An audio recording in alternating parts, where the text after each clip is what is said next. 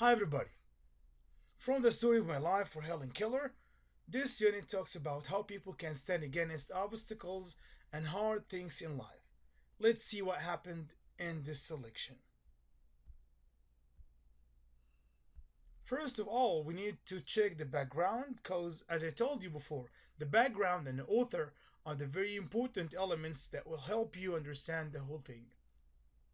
In this excerpt from her autobiography, Helen Keller describes her first experience with language at the age of 6. The story of my life was published in 1903 when Keller was 23 years old.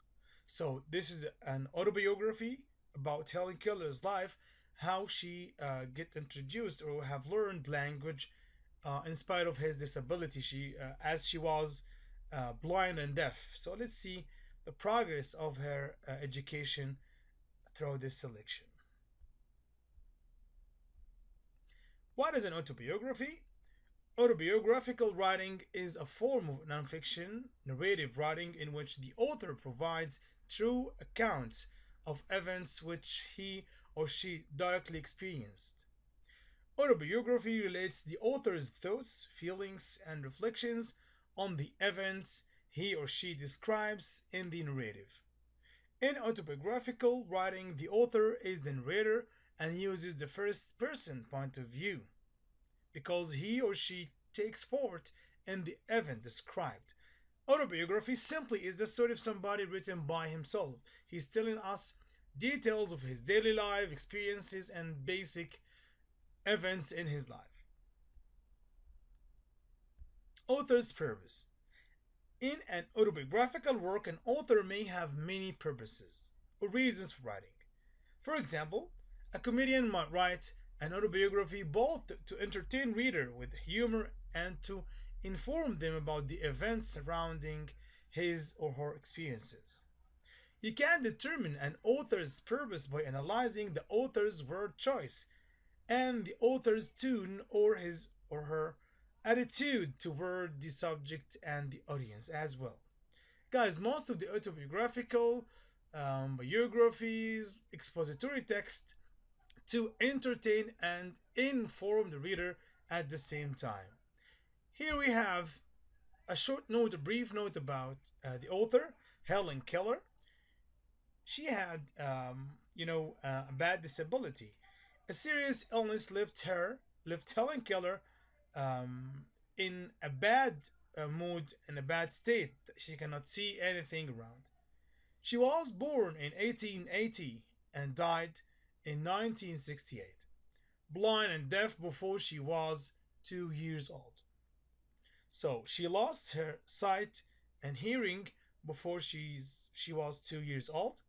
When Keller was nearly 7, her family hired Anna Sullivan, a teacher from Perkins School for the Blind, to help her to communicate. Keller and Sullivan developed a remarkable distinguished teacher student relationship as well as a unique friendship. So she was just like a friend. She spent a long time together.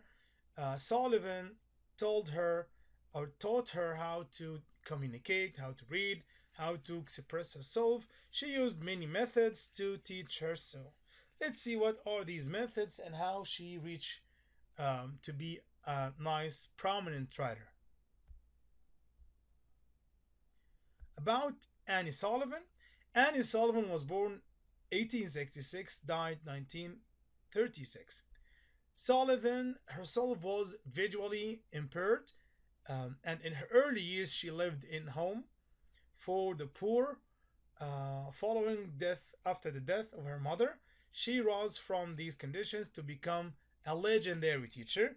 Her first step was finding an opening as a student at Perkins School for the Blind when she was 14.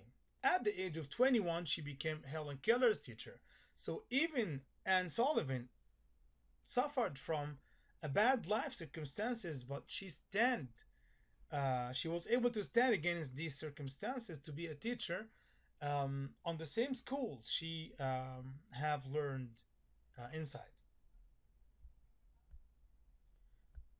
This is a short summary or a summary about this excerpt. In this excerpt from Helen Keller's autobiography, The Story of My Life, Keller describes a moment that changed her life forever. At the age of 7, unable to see, hear, or speak, a new teacher, Annie Sullivan, works with Helen to connect words and language by signing words into the palm of Helen's hand.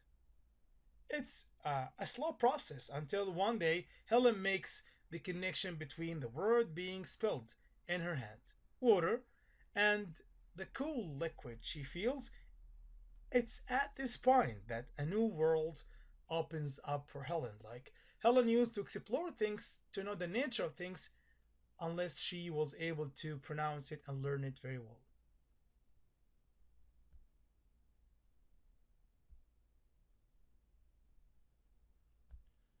Learning by practice. So in this paragraph, this is paragraph 4 taken from my perspective. Okay, learning by practice, touch. So she was a blind person, so she need to touch things to discover the nature of it. We walked down the path to the well house, too attracted by the fragrance of the honeysuckle with which it was covered. Someone was drawing water, and my teacher placed my hands under the spout. As the cool stream gushed over one hand, she spilled into the other the word water. First slowly, then rapidly. I stood still, my whole attention fixed upon the motion of her fingers. Suddenly, I felt a misty consciousness, as of something forgotten, a thrill of returning thought, and somehow the mystery of language were revealed to me. I knew that water meant the wonderful cool something that was flowing over my hand. That living word awakened my soul, gave it light, hope, joy, set it free. There were barriers, still, it's true, but barriers that could, in time, be swept away. So, during this time, Keller started to uncover, discover the secrets of language, started to understand words' meaning, connection between nature and words, and it's actually interesting way for blind person to learn. And this is considered the beginning of Keller's interest in learning and acquiring more and more vocab.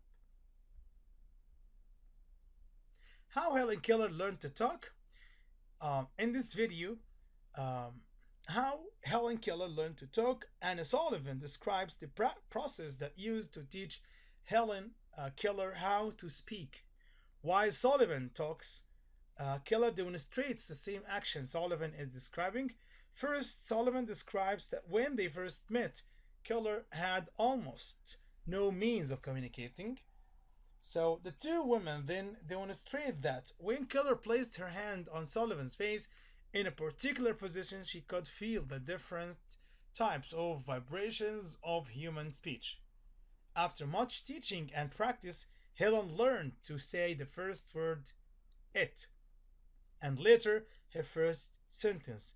So Helen Keller was able to learn how even to speak by the help of Sullivan. Guys, the all senses are connected together. Like to be able to pronounce, you need to hear words because we learn how to pronounce words by imitating them. So hearing, or listening, speaking are very connected together. I saw everything with a strange new sight that had come to me. On entering the door, I remembered the doll I had broken. I felt my way to the earth and picked up the pieces. I tried vainly to put them together, then my eyes filled with tears, for I realized what I had done. And for the first time, I felt repentance and sorrow. This quotation also reflects the feeling that when Keller broke or have broken the doll, she felt sad and regret because she broke this doll as she cannot bring it back or fix it back because of she blind and because she destroyed it completely. And this feeling is a little bit in contrast with the first feeling, or at the first moment when she broken, or when she broke the doll. She felt happy and vain. When she broke it, she was able to do something different. But when she was, when she get calm, she recognized what she have done. This quotation applies for how she started to change and recognize her actions in this selection. How do we overcome obstacles? Guys, this question applies to all selections or excerpts in this unit. Helen Keller faced enormous obstacles due to her inability to see, hear, or speak. However, with the help of a teacher or her teacher, she learned to overcome these obstacles and live a remarkable life. So, if we have obstacles, we can ask the help of others. We need somebody to take care of us, to help us, and we need to determine to succeed in achieving our goals. So, we need to do our best to achieve our goals. So, this way we can overcome any type of obstacles. And Helen Keller is a great model, or she is a role model to be followed. What effect does the author create with these expressions? Give birth and quiver with life. It suggests a new world that has opened up for Helen Keller now, that she has an understanding language. We have some sort of figurative language here. The figures of speech Keller uses here, including the following: number one, personification, in which, you know, animates or inanimates objects are given human characteristics simply to adhere or to give a non-human characteristic a human characteristic. I mean, to describe door, to speak, to hear, to come. So give a human characteristic to a neutral or a dead thing or a non-human creature. We have also each name give birth to a new thought. Every object seems to quiver with life. We have a metaphor in which the author states or implies that two dissimilar things are alike.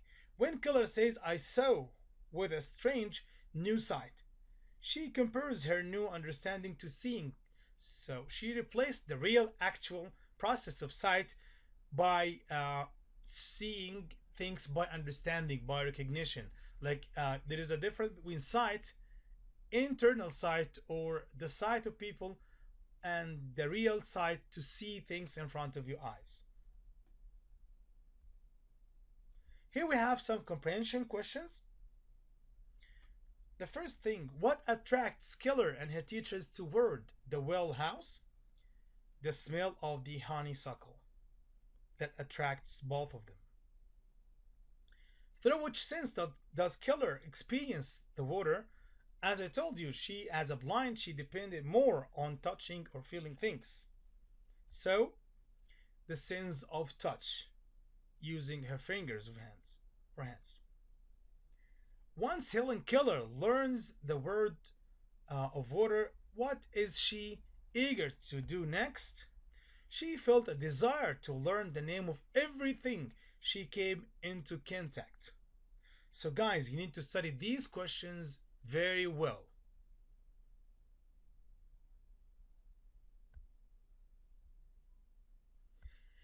And question number 4 needs a brief summary, and this is a short summary about Helen Keller.